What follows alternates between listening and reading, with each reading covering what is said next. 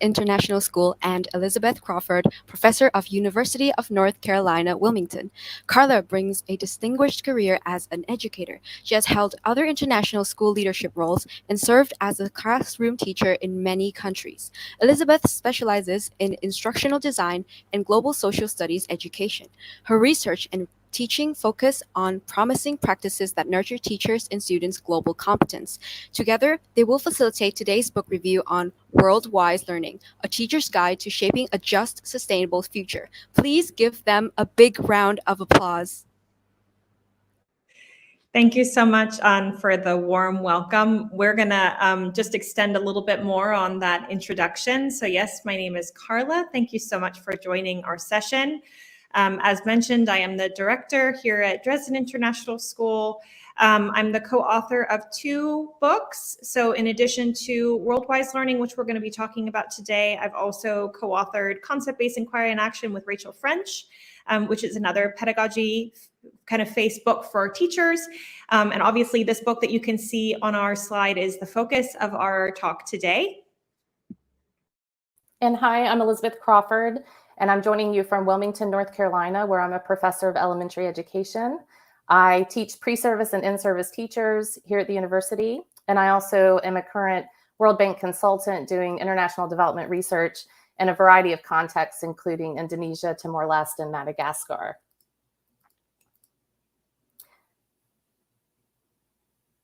So we wanted to get to know you a bit and learn where you're coming from, what your current role is, and what you hope to learn or discuss today about transforming education to shape a better world. Please use the chat to introduce yourselves now.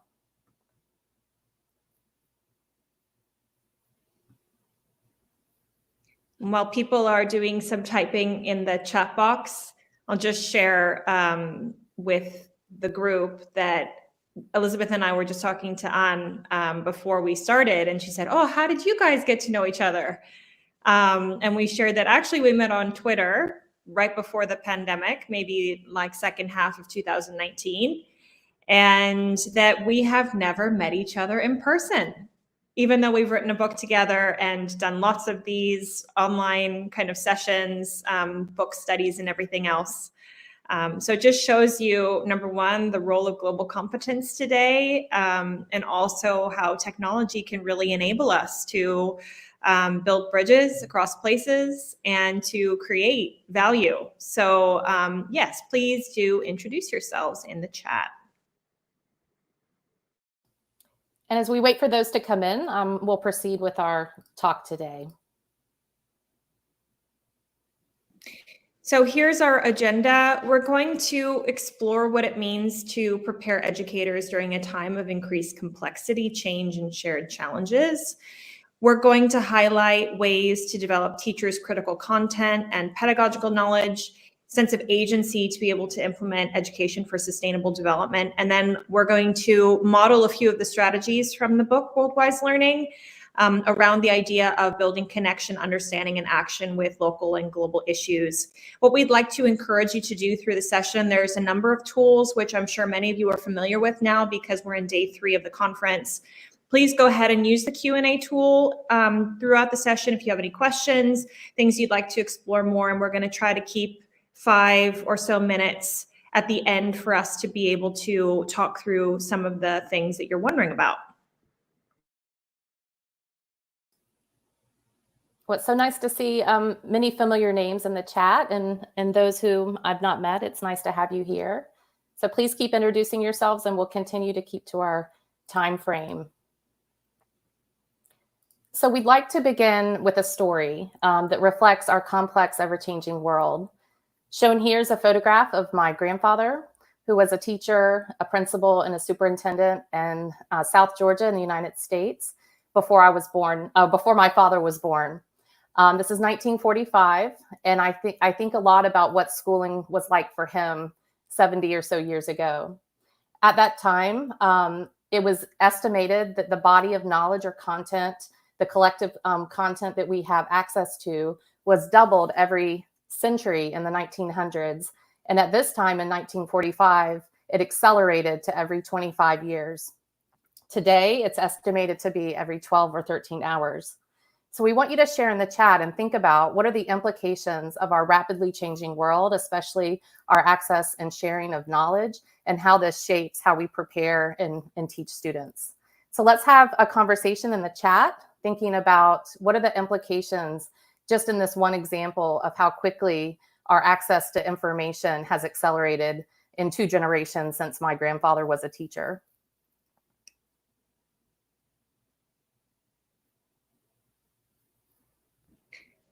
While we're waiting for people to chat a little bit and share their ideas, I was in a session yesterday by someone talking about the role of AI in education as well, and about the type of knowledge, human knowledge, that is going to be valuable in the future, and moving from more of a hard skills to a soft skills approach around, you know, the role of compassion and empathy and communication skills and curiosity. And I wonder if that might not be also one of the implications of our rapidly changing knowledge economy on teaching and learning. I wonder what others in the room think about that today. As people are typing in the chat, I'll share a quote from researchers Robert Laurie and his colleagues who've written a lot about education for sustainable development. They stated in an article that in today's interconnected world, information is easily acquired. Facts that professionals once collected as the result of years of study are now readily available on the internet. Today, education requires knowing what to do with the information. That is, how to analyze it, how to make sense of it in its abundance and its complexity, how to cooperate with others to synthesize information and communicate the results. Consequently, quality education is no longer primarily based on fact acquisition. So let's hear your thoughts in the chat. What do you think are the implications as well of this rapidly changing world?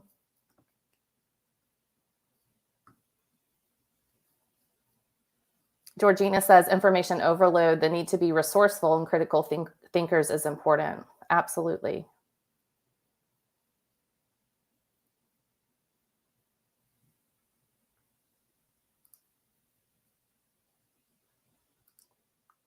Please continue to share and we'll continue our talk. But just thinking about just in the past couple years, as Carla mentioned, we started working on this book right when the pandemic hit, and so much has happened in just the past few years. We've, of course, had the global pandemic. We've had many geopolitical conflicts, increasing mental health concerns, and now, of course, devastating impacts of climate change are accelerating more rapidly than scientists predicted. Artificial intelligence, as Carla just mentioned, is shaping nearly every sector. It's raising important ethical questions about the use of AI and how it will impact our democracy.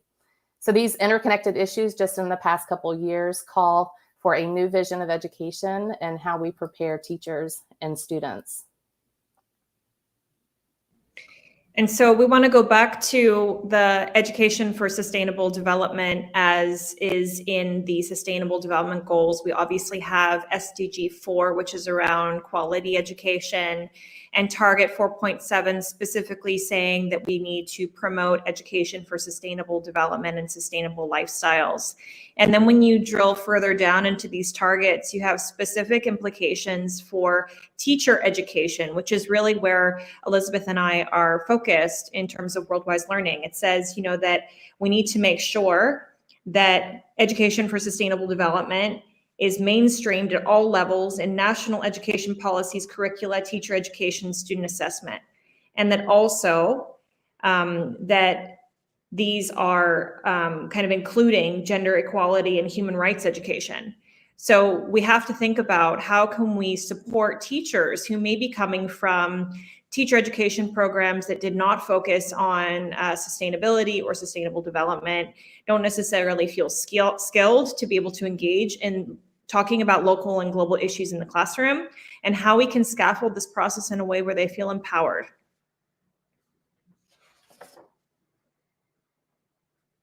And so when we talk about education for sustainable development, what we refer to is the ways that we look at the world. So our mental models, the way that we conceptualize how problems occur and how we should solve them, whether they're kind of complicated in more of a mechanistic model or complex, which is more of a systems model, where things are interrelated and nonlinear.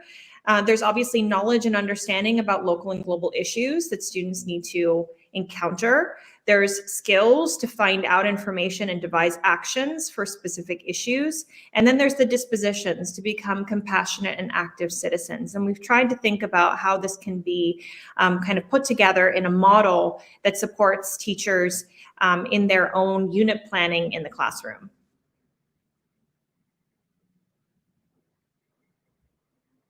So this is the framework that we've developed and that the book is focused on, and we call this the Worldwise Learning Framework. And you can see in this model that we have centered the model on local, global, and intercultural issues. And the idea here is that these can act as curricular organizers, and we'll show an example of that in a minute. And that through a process of connecting, understanding, and acting, then we can give students the ability to deeply feel a sense of engagement with and connection with things in the world, and also the ability to feel agentic and empowered to do something about it. And what we do in the classroom, how we prepare our students to be able to do these three things, connecting, understanding, and acting, is through what we call a pedagogy for people, planet, and prosperity. And we'll talk about a few of the strategies that we have as part of that toolkit today. And in terms of nurturing global competence is, a very macro level concept. It's very abstract in many ways, and something we have to always think about is how we bring down ideas to the level of teachers in a practical way so that they know what to do with it.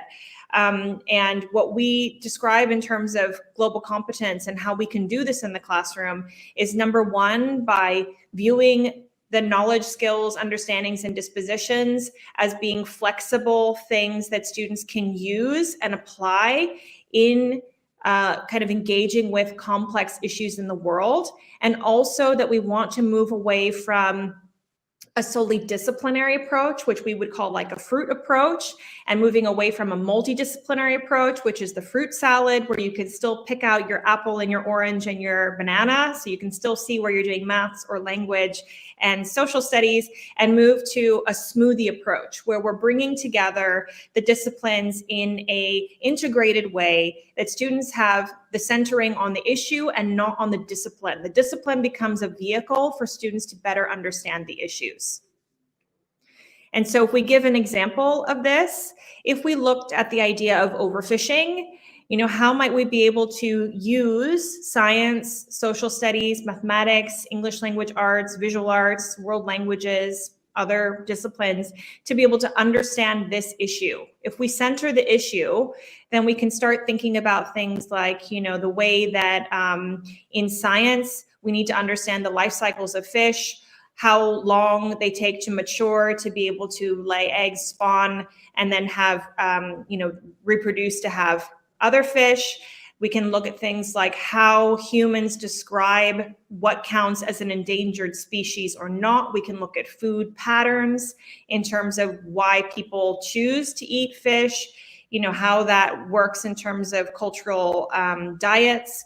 We can look at mathematics in terms of the actual situation with ratios and percentages of certain species of fish in the oceans and what's happening with different approaches to fishing, like dredging or whatnot. We can bring in our English language arts, as students might think about how they can communicate to others about this particular issue. And they might use visual arts as well to create compelling arguments for why we need to address this issue, not only for people that might like to eat fish, but actually for the protection of the whole ecosystem in the oceans. And of course, in terms of world languages, we always talk about how the limits of my language constitute the limits of my world. And by understanding how perhaps different cultural approaches may, look at the issue of overfishing and the role of the oceans, we can better understand this issue. So we can see how an interdisciplinary approach really suits better understanding an issue than kind of taking a tack-on approach where you learn your disciplines discretely and separately, and at the end you say, okay, now we're going to do a lesson on overfishing. So let's look at what this might look like in practice. So this is a kindergarten unit. and just wanted to show what it might look like to go through this 3-stage cycle of connecting, understanding, and acting. So kindergartners went for various garden walks to a local pollinator garden. This is when I was living in Singapore. I saw someone was living in Singapore. I think it was Scott. So we went to some local gardens. They went and tried to find caterpillars and chrysali and different kinds of organisms that were living in that garden. And they made observations. They took photos of the organisms. They looked for the relationships between them. Then we did lots of different activities for them to understand the habitat as a system, to understand the interrelatedness between different organisms in that habitat, to be able to understand subsystems within the habitat, such as a beehive and the different roles and responsibilities of the bees in the beehive. So you can see there's a model of that system done by a kindergarten child. And then they took their understanding of food chains, the way that pollinators allow us to have access to fresh fruits and vegetables, what happens with pollinator die-out, and with things like farming techniques that are monoculture or use lots of fertilizers or other, pesticides that really hurt pollinators. And then they thought about what can we do to protect them. And so you can see here at the top left, that's a lime butterfly. So they took some of the chrysali that they found and caterpillars that they found, and they put them into meshes because there are some invasive birds in Singapore, the mynas, that will basically eat all of the caterpillars, and then there's no butterflies. So they put them into these butterfly gardens and then made sure that they could get to adulthood. So it shows you what this can look like even for very young learners.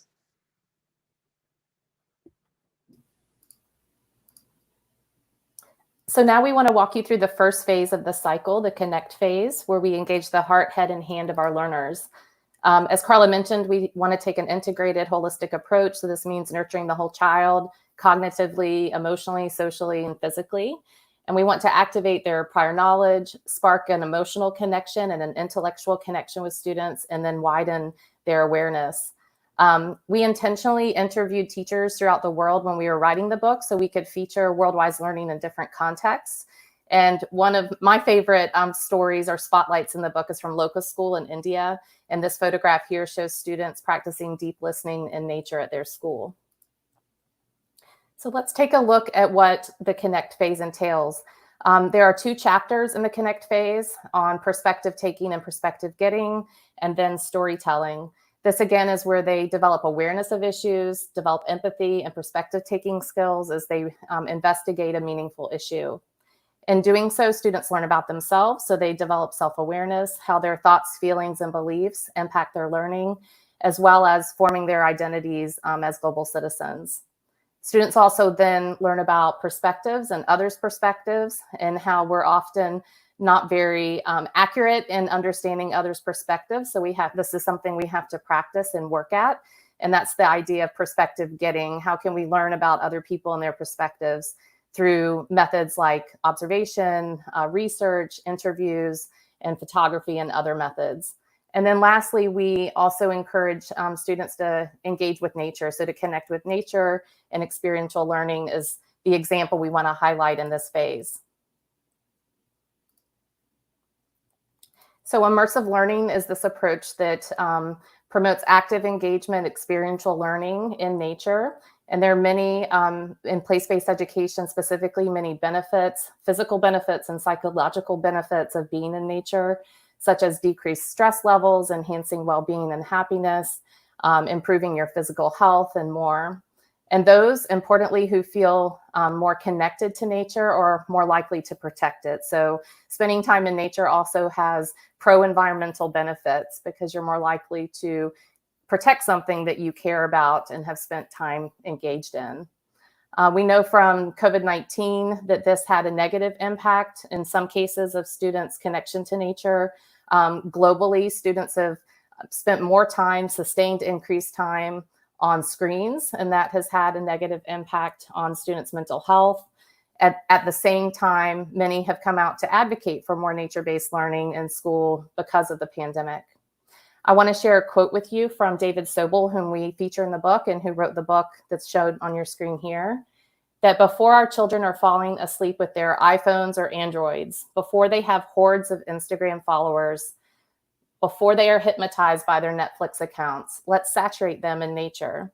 Let's help them create an environmental identity before they have a social media identity. Let's send them to a nature preschool or a forest kindergarten. Let's create communities that have a preschool to high school commitment to nature education. And then I would extend that to higher education as well. So we want to feature some teachers during our talk today who exemplify Worldwise Learning. And one is Megan Hoekstra, who's an outdoor educator in British Columbia in Canada. She believes that there is a significant value in having nature be our educator. She wrote that whenever I take my students outside, new questions, new observations, and connections would arise. This led me to be more flexible in my lessons and let the students' inquiries shape our learning. So this slide here shows an example of her pedagogy. This is a tree inquiry and a documentation wall.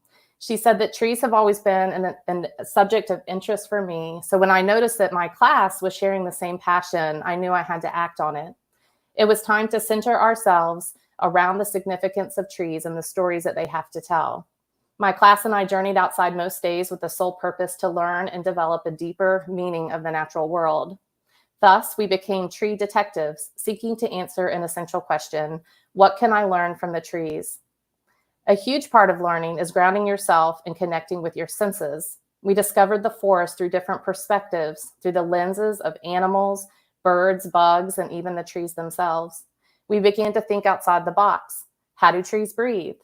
Can you hear the trees talking? What kind of stories do they share? How do we identify trees? Do they feel and smell different? What do you notice? I find from an educator's point of view, this urges students to learn through exploring and letting their natural curiosities guide them. So we think this is a great example of connecting. There are many other ways, of course, to connect students to local and global spaces. For example, you might connect students with local community leaders or experts from diverse backgrounds to learn about an issue. On the left-hand side, this is a photograph we feature in the book from Raleigh, North Carolina, near where I live. This is students at Explorers Middle School in Raleigh who interviewed civil rights activist Joe Holt about the racism that he and his family experienced when they were the first family to integrate Raleigh public schools. On the center photograph is an example of two friends of mine. This is Ron Nober, a teacher in New Jersey, who is connecting virtually with Julia Fliss, who's a teacher in Colorado. Both of their classrooms were studying the Sustainable Development Goals and specifically the importance of good health and well-being and the issue of recess. So you can use technology to connect, of course, around the world with experts in other classes. And then on the right-hand side is Locust School again in India, shown here a student who's immersed in nature using the practice of slow looking to observe carefully in her natural surroundings. Oh, pardon me.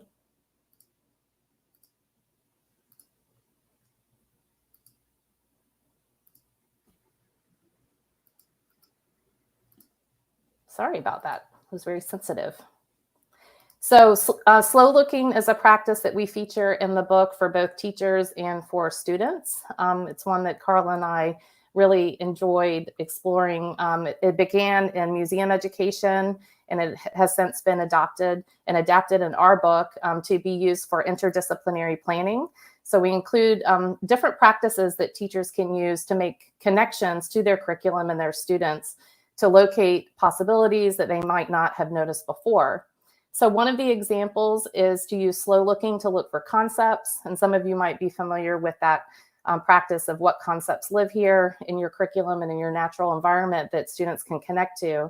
So they might search for example, the concept of patterns in a nature walk, for example, and how they see patterns in the natural world, and create an inventory and collect natural objects and items that show examples of that practice. So we wanted to give you an opportunity and make this a little bit interactive to find examples of patterns in your space. So wherever you are, we're going to take just a minute to have you look around your room or wherever you're located today and see if you can find some examples of patterns. and then type these in the chat.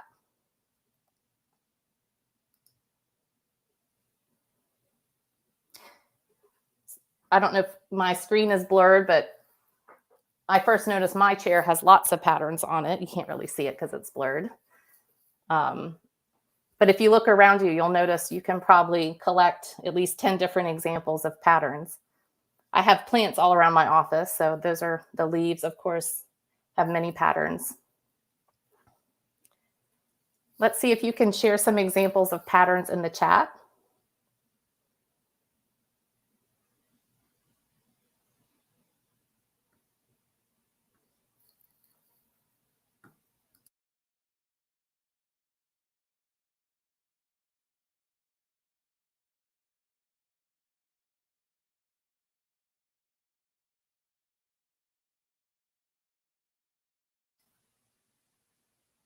Okay, great. We have some great examples coming in. So from designs like your cupboards or your walls, or your waffle pattern on your trousers or your scarf, also natural items like leaves, light fixture above table, window blinds, absolutely, yeah, mine too. My closet is full of shirts with loud patterns. Good for you, Scott. So you can see just from this example, of course, very abbreviated example, that the concepts in your curriculum are all around you. And so we encourage teachers to slow down and with their students to note different examples in their environments of the curriculum and how it relates to the everyday world. So these were photographs from Carla's office when she lived in Singapore, examples of patterns. Yeah, and I thought, surely I can't find that many patterns in, a minute, but then I managed to find about 10, which was incredible. And I think it shows the power of slow looking, because we're in such a fast-paced mode often, and it's very externalized mode with our students that we're looking somewhere else. And when we slow down and start looking around us in a very mindful way, we actually can see how many opportunities for learning are right here in our local communities. Instead of kind of always externalizing the need to look for global issues, actually starting with local things is quite powerful for our learners. So now we're going to move on to the next phase, which is the understand phase. And as Elizabeth shared, there's 2 chapters on the connect phase, and there's 2 on the understand phase. The first is around systems thinking, which is going to be our focus today, just because we're so limited with our time with you. The other chapter is on the role of conceptual thinking.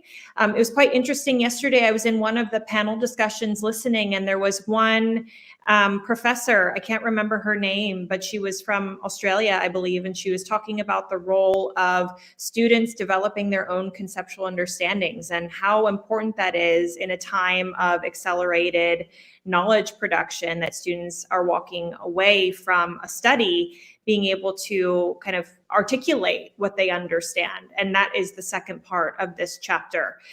So you can see here on the image, this is a connected circles diagram that a 6-year-old kindergartner did, again, as part of that same unit on pollinators. So as I mentioned before, as part of the connect phase, using photography as a way to engage in slow looking, they took photos of the different organisms that were in the pollinator garden there in Singapore.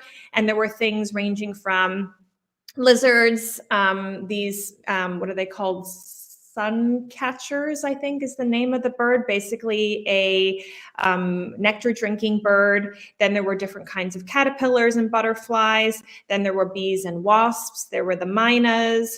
And so they took these photos and we put them around on this large piece of paper. And then they needed to start thinking about the relationships between these organisms. And what was interesting when they engaged in this is they started understanding different relationships within the habitat, such as predator and prey relationships, which you had between the mynas and the caterpillars, or the lizards and the caterpillars, but then also competition between organisms for food within the habitat. So for example, the nectar drinking birds and the butterflies both depend on flowers, which provide nectar. And so they were able to see that in a very visual way through doing this connected circle strategy, this big systems thinking approach. So when I was at the University of Ludwigsburg last year, I had the opportunity to do a 2-day workshop with some of the students who are in their pre-service, so they're in their teacher training. And these are students who are 18, 19, 20 years old, and they're starting to think a little bit about how they engage in education for sustainable development when they go out into the world of teaching here in Germany. And what was interesting were some of the piece of feedback that we got. And Anna, she said at the end of this 2-day seminar, I used to think that you would be very narrowed by the topics you can implement education for sustainable development. Now I think I can use it in a wide range of subjects in ways that are specific and subject-oriented, but with a view into the world just a little wider, so it can open up a new dimension and a new viewpoint for the students and also for me. And I think what is really important here, and we had alluded to it earlier, is the fact that education for sustainable development is not only the knowledge and understanding about local and global issues, it is a way of thinking. And as soon as we move away from a kind of content-led approach to as the only way to do education for sustainable development, and we think of it more as teaching the thinking skills that are required as competencies that students need to have to engage in complex issues, we can see that it's actually applicable across all disciplines or areas of knowledge that students may be encountering in school. So we did things as well like creating systems models. And again, we want to always try and use playful opportunities for students to see what systems thinking feels like.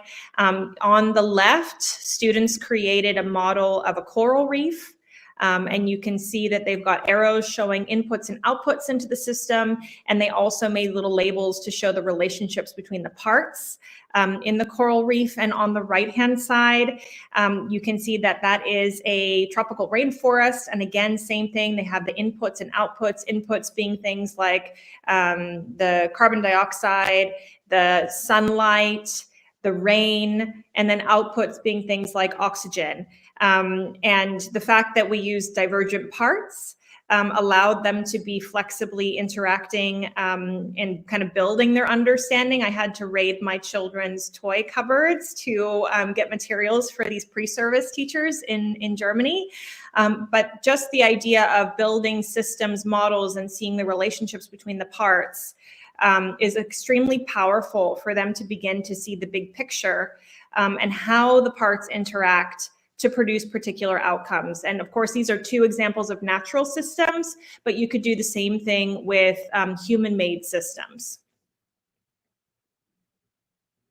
So when we talk about systems, what we're describing is a set of related components that work together in an environment to perform a function that's required to achieve the system's objective. And that may not be a stated objective. An ecosystem doesn't say that it's trying to achieve balance, it's just the way that it is. But it's helpful for us to think about that in terms of the parts that connect, and some kind of objective that it's trying to achieve. And when we're talking about moving from a more linear approach in the classroom to a more systems thinking approach, what we want to try to show students is the interconnectedness between parts, as I described with the rainforest, for example. So a move away from disconnection and towards interconnection, a move away from a linear approach where A leads to B leads to C, to actually, A can lead to D and D can lead to G. So it's much more circular, and we see that in natural systems. Moving away from a siloed approach to one of emergence, where we can see how the parts connect to create new things. And instead of parts, thinking about wholes, which are made up of different parts. And the approach really being one around synthesis, looking for the relationships and seeing kind of the big picture of a system. So what we're going to focus on for our next strategy that you're going to try out again in the chat is this idea of nonlinearity and the idea that you have emergent behaviors that come out in complex systems. So in this image, you can see some ants, and they have created a bridge with their bodies to be able to transport a caterpillar from one part of this habitat to another. And there is no centralized control in an ant colony. There's no head ant that says, okay, you're going to do this and you're going to do that, and that's how we're going to get the caterpillar over. Each of these ants is acting as a individual agent with very simple rules. And from those simple rules, we get things like complex communication and complex behaviors, such as being able to take care of the young, differentiate roles within the ant colony, etc. So the whole is really greater than the sum of individual parts. So we're going to try this out with the connected circle strategy, which I showed before. Here's another example of it from older students. You can see the writing is more sophisticated. These were grade 7 students who were learning about belief systems. And so they had watched a TED Ed on the Stone Age belief system, which was one mostly based in animism. So the idea that every object carried with it a spirit or part of God that was represented in the land and the sky and the heavens. And what they did is they charted the relationships between the parts to be able to describe what do we mean when we talk about a belief system and why are the parts of a belief system so integral to that complete system. What happens if you try to take away one thing from it? And this strategy helps us do a few things. It helps us locate relationships across the parts in a system. It helps us identify feedback loops. So where you might have a connection going from one part and then back to the other part to show either how something is accelerating or perhaps how something is being balanced. And then also leverage points, like what are the really integral parts of a system that we can use to perhaps affect change. And so you're going to try this out now with the idea of a school system. So you can see here, there's a number of parts: students, legal frameworks, examinations, teachers, school buildings, school leadership, online tools. When we work with students, what we ask them to do is to chart relationships between parts and then write a relationship on a line that they articulate between the two parts, and then do that with a number of parts and then start to notice relationships between them. I've also used kind of guided note-taking strategies with students where they watch something or they read something and then they have stopping points. And then they have to chart all the relationships and then they can start again, just because otherwise it can be quite overwhelming if they're reading or watching a lot of information and not processing it. So what we would like you to try is to maybe take 2 parts at a time and use the phrase blank connects to blank because, and chart that, put it in the chat, and then we'll read out some of the ideas that you have and see, how many connections we can come up with.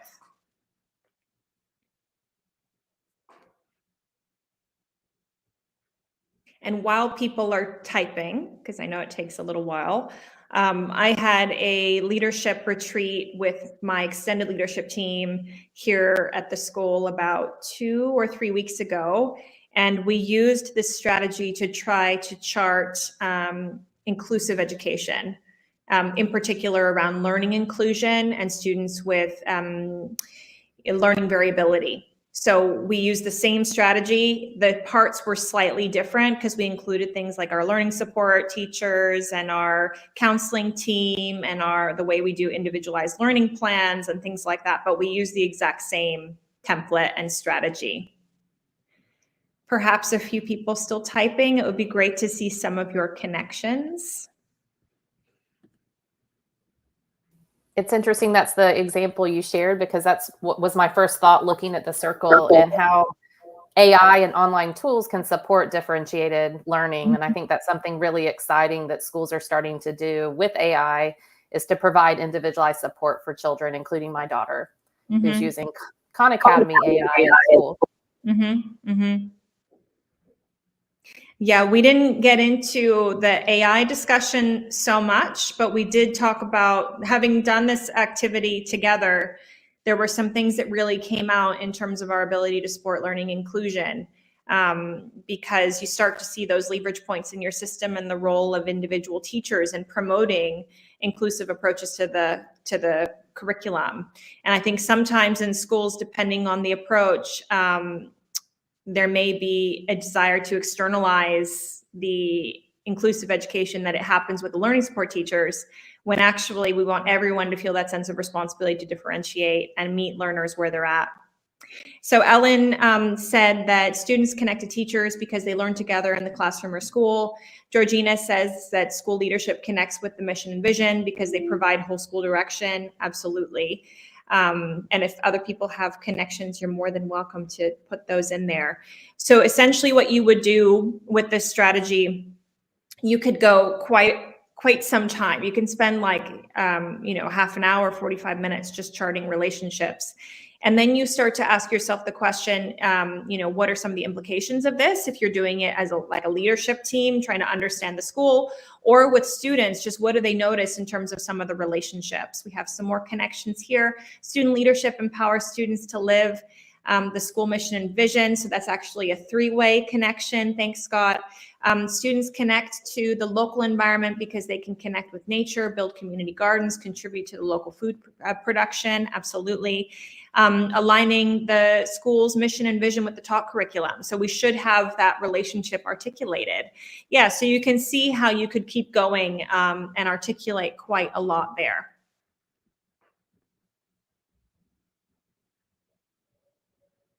Oh, what happened? There we go. So that gives you a little sense of the understand phase. We're now going to move into the third phase. I think I'm passing over to Elizabeth at the beginning. So the ACT phase, the final phase, also has two chapters, one focused on students developing as global citizens and one focused on teachers.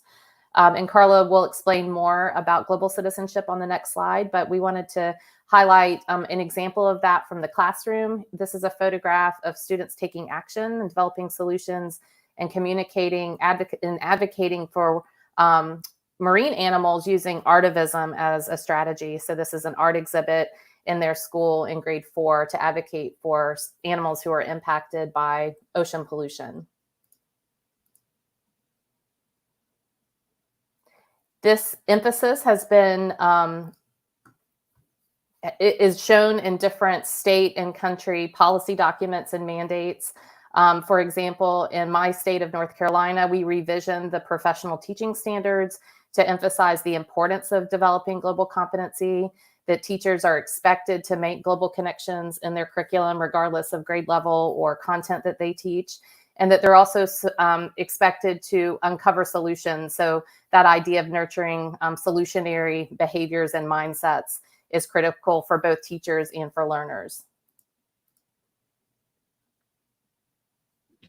So in the chapter that we have on global citizenship and how we nurture this in the classroom, what we've tried to do is take this monster concept and break it down for teachers in terms of what are the behaviors that we would want to see in students. And so we've developed some big ideas of global citizenship behavior. The first one is that global citizens develop global citizenship identities. So students need to feel and identify themselves as being global citizens. And that means that we need to help students understand what it means to be a citizen at different scales, including in the classroom. They need to have opportunities to participate as a citizen of their classroom, school, and wider community. And we need to support them in valuing diversity and developing their own intercultural understanding. The second big idea is that we want to develop our students to develop as global citizens who interrogate and draw connections between structures, systems, and perspectives that underpin issues, including at different scales. So in the classroom, what we would do is engage students in teaching and learning activities to learn and become knowledgeable about local, national, and global systems and structures, things like how the government works, how the climate system works, etc. We would want them to develop the critical media skills to be able to understand perspectives and bias and underlying assumptions that we might find in different media texts. We would also want them to help. We would also want to help them draw connections between and across scales and also between issues, so that they're starting to see the relationships between global issues and how they lead to each other. So, for example, what's the relationship between waste systems, fast fashion, and climate change? We know that fast fashion, a lot of it ends up in landfills. Landfills produce methane. Methane leads to increased climate change, right? So we want them to have that ability to draw connections. And the third big idea is that global citizens engage in purposeful, informed action with others. And so they need to be able to develop solutions which are authentically meeting a need. So really understanding the stakeholders, who's impacted, and working collaboratively with them.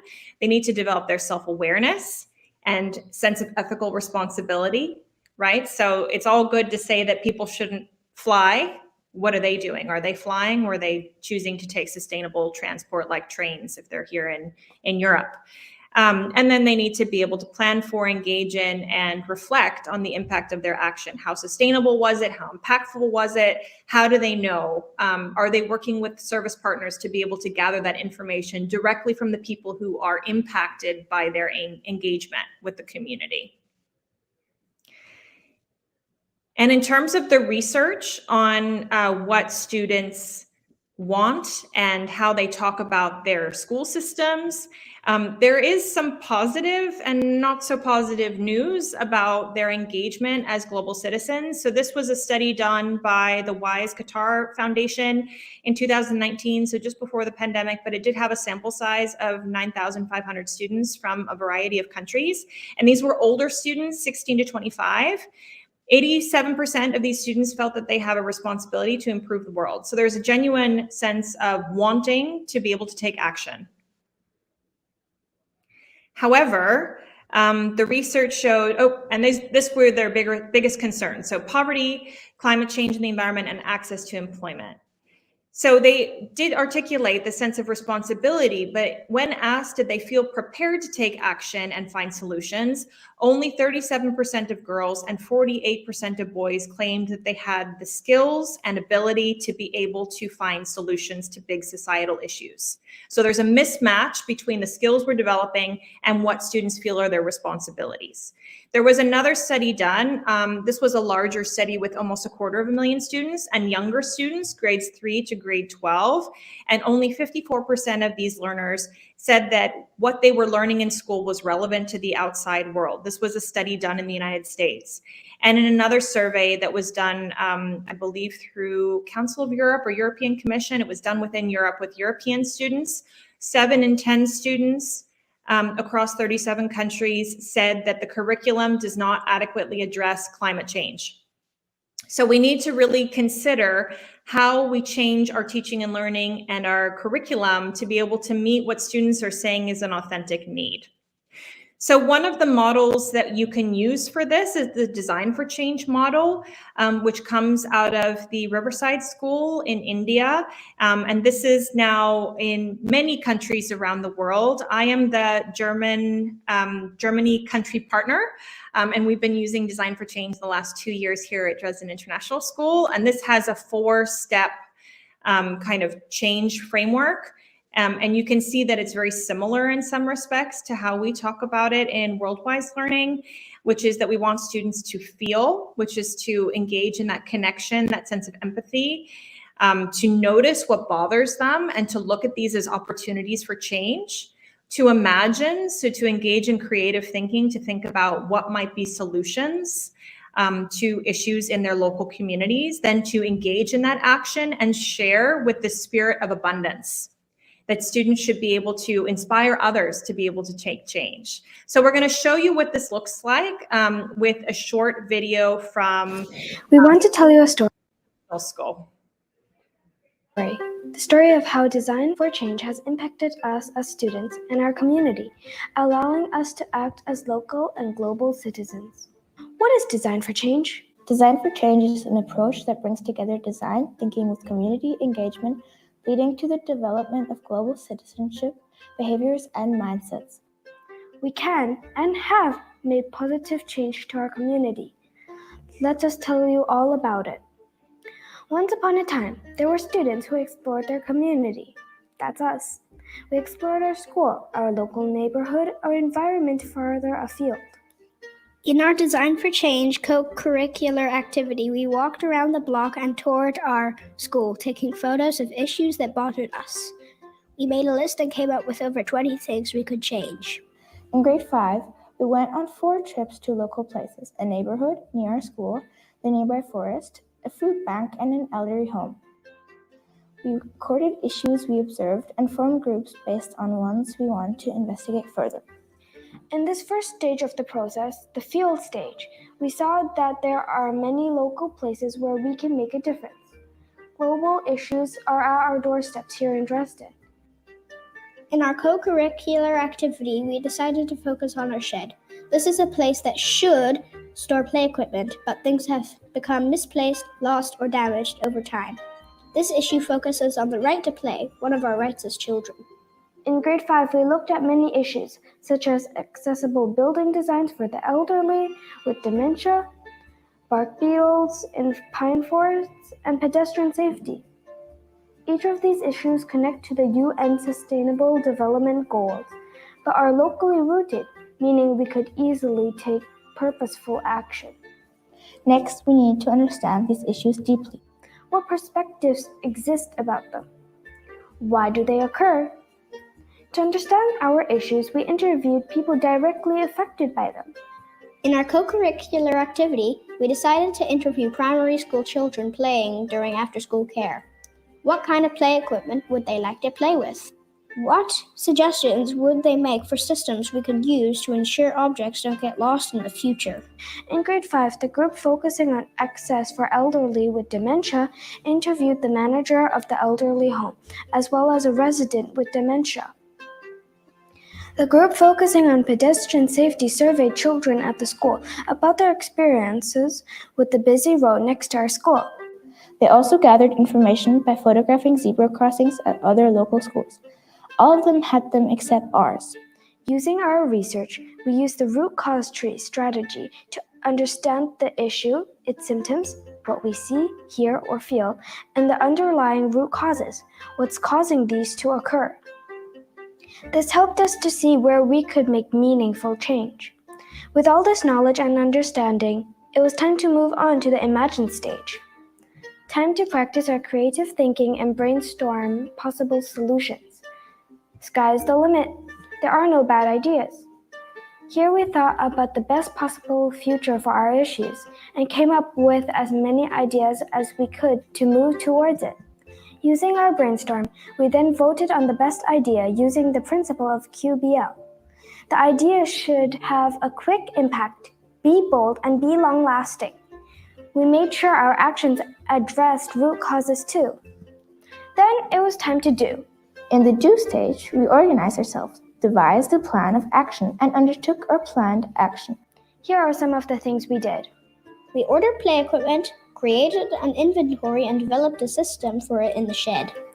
We designed paintings and collages for the elderly residents with dementia to support her finding her own room in the elderly home. We used knowledge about color theory to ensure she could easily recognize it. We planted non-pine trees in local green spaces to restore dead forests, as well as prevent the infestation of bark beetles in the future. We made a pitch to the local traffic authority about why we need a zebra crossing next to our school. Despite the cost to the city, we are now officially on the list and one will be coming to our school soon. Finally, in the Design for Change process, we share. We shared with our school community in various ways, through teaching others, holding assemblies, and curating mini museums. but now we share with you. We share with you to let you know how Design for Change enabled us to act as local and global citizens by starting with our very own community. We know we've made a difference. We have seen it and connected to the Sustainable Development Goals in our actions. We used to think that global citizenship is something that happens far away. But now we know that there is no global citizenship without local citizenship, without us doing something to improve where we live. The Sustainable Development Goals can only be achieved globally through actions at the local level, such as the actions we took part in. We hope this inspires other schools to adopt the Design for Change model for a student agency, action, and citizenship. The end. Hallo, hier ist das Vitana Seniorenzentrum am Sternplatz. Ich bin die Frau Ballasch, ich bin die Frau Bonner. Wir wollen unser Feedback zu dem Projekt mit den Schülern der International School geben und dazu Daumen hoch. Wir haben ganz neugierige, offene, freundliche Schüler kennengelernt, die ganz selbstständig einen Fragebogen erarbeitet haben und diesen Fragebogen bei einer dementiell erkrankten Bewohnerin abgefragt haben. Und dadurch kam es zur Erarbeitung eines Türbildes. Genau. Und I'm going to stop here only because we're almost at the hour and we wanted to close and engage in some conversation briefly. Carla, did you want to say anything after that video? Sorry. I'll just say that, so those were the managers of the elderly home, and it's been now 6 or 7 months since the students worked on the painting for the woman so that she could recognize her door. And they said that she's still able to access the shared spaces and find her own room. And it really did make a difference to that woman's life. And it gave the children the confidence to understand that they are change makers and they can really influence the lives and well-being of others. Yes, so it was extremely powerful. So in closing, we also, again, feature a chapter specifically on teachers. And this is one of my students who was mentored by Design for Change educators here in North Carolina, and just how important it is for all of us to create these networks of change within our spheres. And this student said that, you know, Design for Change gave her a vision of what education can be. And so my student Fia then can take this into her classroom and teach others, and then the cycle just continues from there. We have 3 minutes left, and we wanted to allow you opportunity to ask any questions. But our closing thoughts are thinking about how everything that we do can make a difference, and how we shape the future. Again, this idea that it starts in our classrooms with children and our local community, and the impact is endless. So working together, like all of you who came to our session today, thinking about how we all are making a difference and how small changes can lead to big impact. But we have 2 minutes left, and we wanted to provide you the opportunity to ask any questions. So let's take the first one that's been voted up. So in parts of the world where for one reason or another focuses on just getting students educated because the economy depends on it, industries depend on it, how do we get different stakeholders to slow down and pay attention to global citizenship? It's an excellent, excellent question. And I think it's not an either or, it's an and. I think the more that we can support teachers in understanding how global citizenship is integral to becoming educated and being able to get employment in the future, the more successful that we will be in implementing it. I would also say for teachers that it's a highly engaging way of interacting with the curriculum. And when we know that students are engaged and interested, we know that the learning sticks. So using the science of learning to be able to show the why for the pedagogies around global competence and global citizenship, I think is really important. Elizabeth, do you want to add on at all? No, but just again, thinking about the relevance that you mentioned in the studies that have been done and what engages students in wanting to come to school and keeping them in school. We have high degrees of dropout rates here in the US in high school, and those numbers are continuing. because a lot of students don't think what they're learning in school is relevant or meaningful to their lives. So I think the idea of relevance in many countries and standardized curricula is important to think about as well. I'm not sure if we're going to be like cut off right at 3, but I can try to answer one more question. Are there any specific project-based learning approaches or activities that you recommend for students to actively contribute to climate action? I guess, again, if you go back to the Design for Change model, if students are interested in anything related to that in their communities, they can definitely use that as a very flexible cycle to engage in any issue that's of relevance to them. So if you go to dfcworld.org, you can access all the resources from Design for Change, and we'll put together a short PDF that you can access with the introduction from our book. So thank you so much for coming this afternoon. It was wonderful to spend the hour with you. It went so fast, but it's really great to connect. Yes, thank you so much for your very engaging presentation on the topic. It was really wonderful to see what education could actually do. So we greatly appreciate your attendance together with everyone present in this session. And we also look forward to seeing you in the next sessions too. So thank you so much, everyone. Thank you. Bye-bye. Bye.